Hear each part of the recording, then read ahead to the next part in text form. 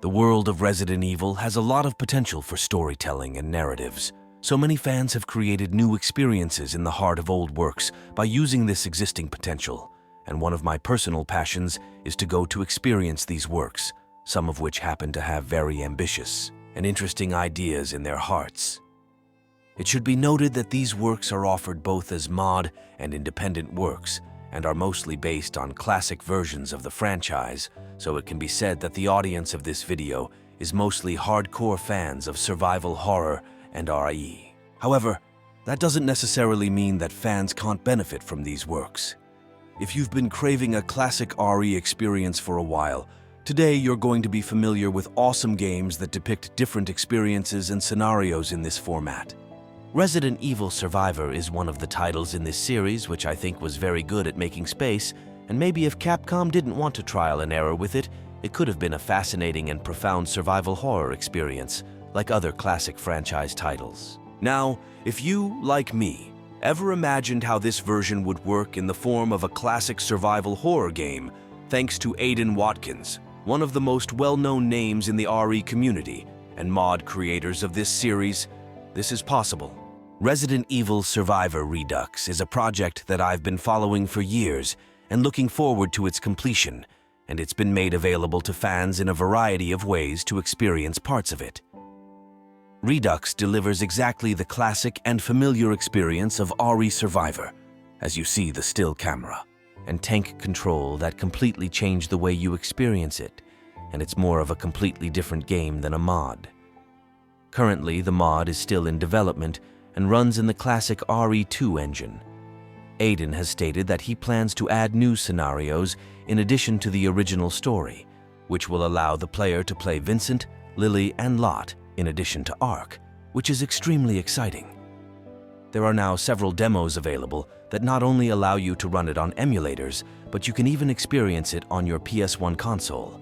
Personally, since I greatly enjoy the experience of retro games, especially the classic versions of RE on their console, I have experienced these demos on my PlayStation and a CRT TV, and I can say that you feel like you are living a past in a different timeline. So, if you have a so-called purist approach to RE's works like me, I would recommend you to sit down on the PS1, but otherwise you can easily experience it on PC with the emulator and enjoy a completely different experience from RE Survivor.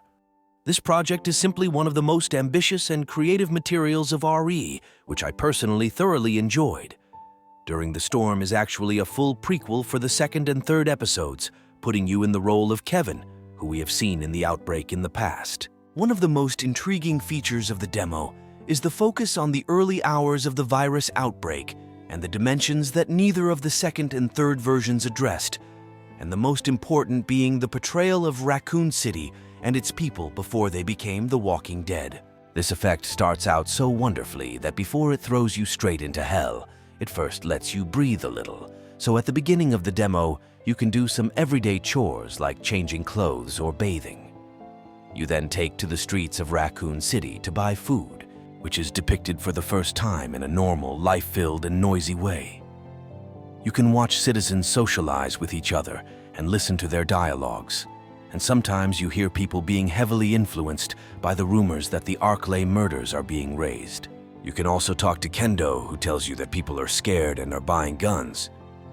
Dealing with such details in one word is extraordinary and shows you another dimension of Raccoon City that has never been dealt with in any version of the series, and only in the past some films have shown it very briefly.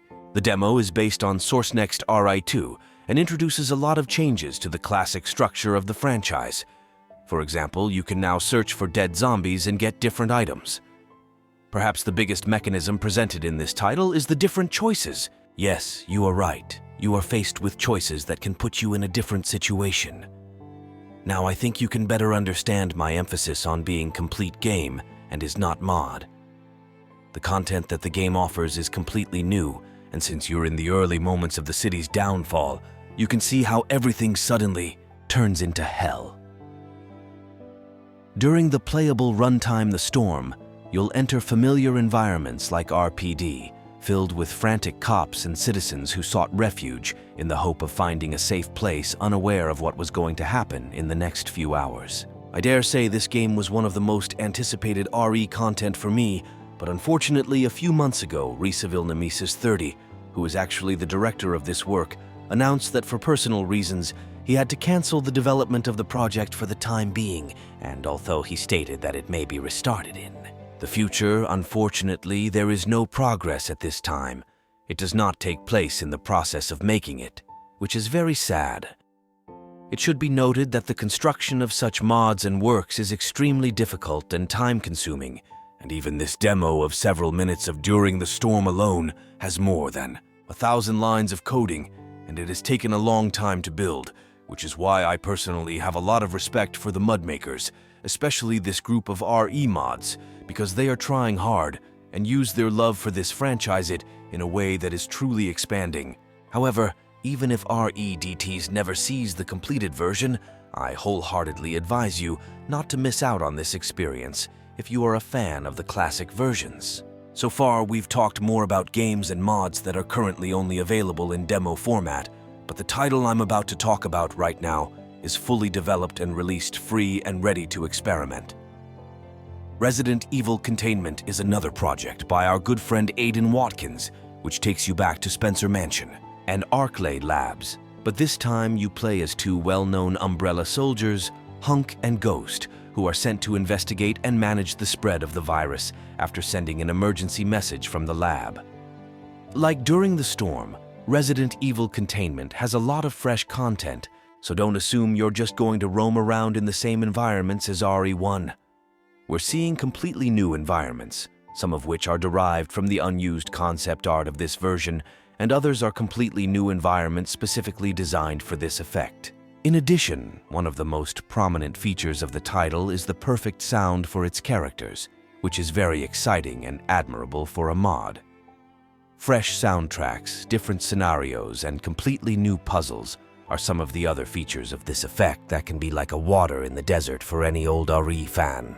The story of the game is also surprisingly engaging, and this makes the process much more appealing thanks to the voiceovers.